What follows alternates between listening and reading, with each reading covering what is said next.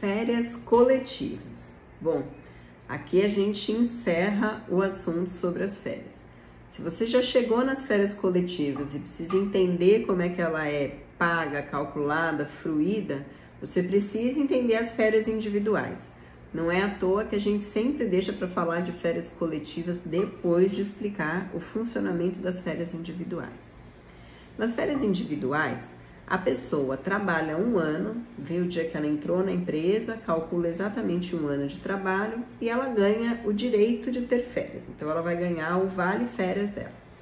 A gente fala que esse um ano de trabalho para ter direito às férias é o período aquisitivo. E essas férias podem ser gozadas, vão ser fruídas nos próximos 12 meses, que a gente chama de período concessivo de férias. Essa explicação demonstra para a gente claramente que a pessoa tem que trabalhar 12 meses para então ter direito às férias individuais. Acontece que para algumas empresas, para algumas atividades, não há possibilidade de ajustar o funcionamento da empresa, daquela atividade, garantindo-se a todos os empregados que eles saiam de férias de forma pulverizada. Cada hora um empregado está de férias. O meu é o exemplo clássico disso na condição de empregada professora. Não faz sentido nenhum que no meio de um ano de estudo, que no meio de um semestre, um professor tire férias em março e aí os alunos ficam sem aula dele em março, o outro professor em abril, o outro em maio. Imagina a loucura que é dar férias individuais para os professores durante um ano letivo. Não combina com o tipo de atividade. Existem outras empresas que têm esse mesmo problema. É muito comum a gente ver na área da construção civil, por exemplo, essa mesma dificuldade. No final do ano, as fábricas costumam fechar. E as fábricas fechadas que estão querem dar férias para os seus empregados naquele período que já não está funcionando. Assim como a faculdade quer dar férias para os professores no mesmo período que os alunos estão de férias, para garantir que a atividade vá rodar normalmente nos demais meses. Agora pensa, e eu vou continuar usando o meu exemplo porque eu acho que é o mais claro de todos. As férias dos professores, no meu caso, acontecem no mês 7, mês de julho.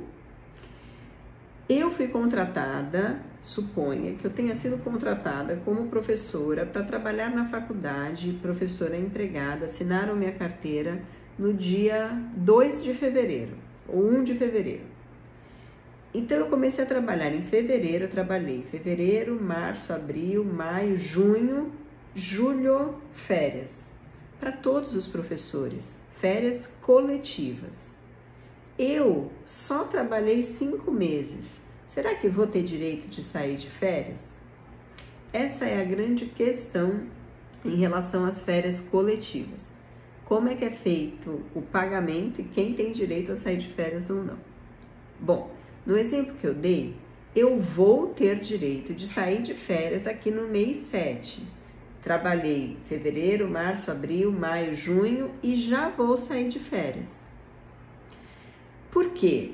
Para a faculdade não existe a menor possibilidade de me manter lá, esperando eu completar um ano, em fevereiro do ano que vem, para só depois me dar férias, sabe-se lá quando.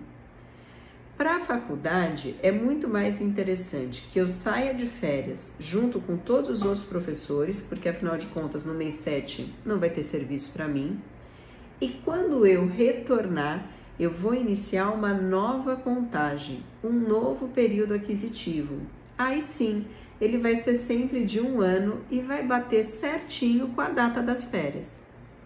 Então veja, eu que comecei a trabalhar um pouco antes do período das férias coletivas, saio de férias junto com todo mundo, porque quando eu retornar, eu vou começar a contagem de um novo período e aí, assim como os meus demais colegas, eu vou completar um ano de casa, vou completar um ano de serviço justamente quando bater novamente o período das férias coletivas. Então, O empregado que ainda não tem um ano trabalhado, que ainda não completou os 12 meses do período aquisitivo, vai sair de férias coletivas normalmente. E a empresa faz isso porque determinar férias coletivas é um direito que a empresa tem para garantir a organização, a melhor organização do trabalho dela. Ou seja, é uma opção da empresa para organizar a sua atividade e principalmente a sua mão de obra. Então, ela vai correr o risco de eventualmente ter que deixar um empregado sair de férias antes dele cumprir integralmente o período aquisitivo. Pois bem, então, mesmo se eu entrar um pouco antes da data das férias, mesmo se eu cumprir parcialmente o período aquisitivo, eu terei direito às férias. Mas quanto é que eu vou receber de férias? No meu exemplo, eu trabalhei só 5 meses e já saí de férias. Quando eu sair de férias, eu vou receber férias integrais? Ou seja, eu vou receber férias como se eu tivesse trabalhado 12 meses, que é o período aquisitivo integral? Não, não parece justo. Tudo bem eu ficar em casa os 30 dias de férias, mas receber como se eu tivesse trabalhado um ano, sendo que na verdade eu só trabalhei 5 meses, não parece justo. É por isso que a gente vai calcular nesse caso férias proporcionais ao tempo que aquele empregado trabalhou. Então, eu trabalhei 5 meses e saí de férias. Eu vou calcular as minhas férias sobre 5 meses. Como é que eu faço isso? Pego o meu salário, coloco o adicional de 1/3, divido por 12 meses e multiplico pela quantidade de meses que aquela pessoa trabalhou, 5 meses no meu caso. Isso é o pagamento proporcional das minhas férias, porque não é justo que eu receba para ficar em casa com o adicional de férias por um período em relação ao qual eu não trabalhei. Primeira questão. Agora, segundo ponto.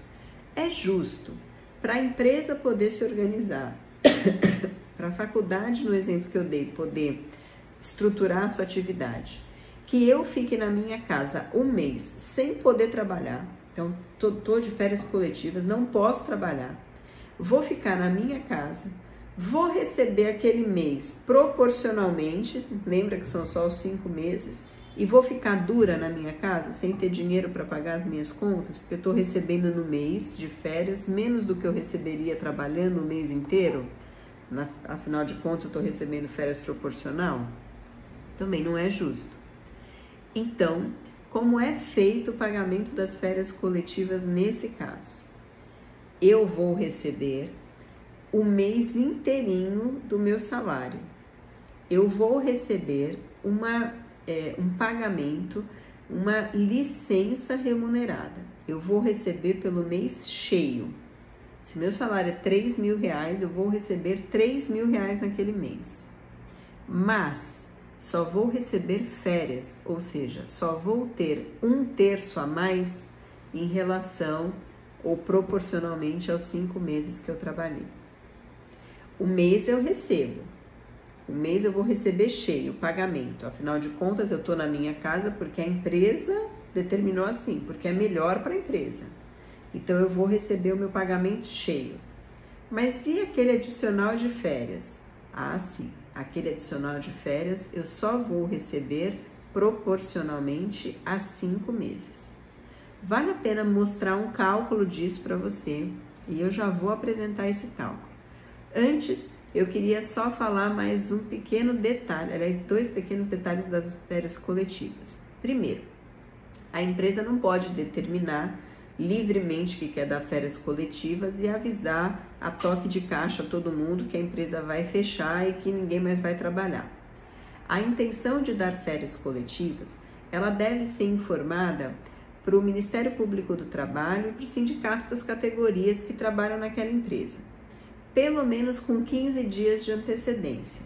E também deve ter um aviso fixado lá na empresa, agora que a gente trabalha com tecnologia, deve ter um informativo de férias coletivas disparado para todos os empregados. Então, 15 dias de antecedência ao início do período de férias coletivas É o prazo que a empresa tem para avisar os órgãos responsáveis, sindicato e Ministério Público do Trabalho, e também para avisar os seus empregados internamente. A gente costumava dizer que é afixando dentro da empresa, mas hoje também valendo a informação por meio por meios eletrônicos. Primeiro detalhe. Segunda questão que eu queria falar de férias coletivas. Assim como as férias individuais, as férias coletivas também podem ser divididas, também podem ser fracionadas, desde que ela seja fracionada em apenas 2 períodos, diferente das férias individuais, e que nenhum desses 2 períodos tenha menos de 10 dias de duração. Férias individuais, posso dividir em 3 períodos, desde que um com 14 ou mais dias e os outros 2 não podem ter menos do que 5. Férias coletivas, só posso dividir em 2 períodos, desde que nenhum deles tenha duração menor do que 10 dias. Agora sim, já deu para entender o grosso das férias coletivas, faltou só a gente fazer o cálculo das férias coletivas daquele empregado recém-contratado, que não completou ainda o período aquisitivo.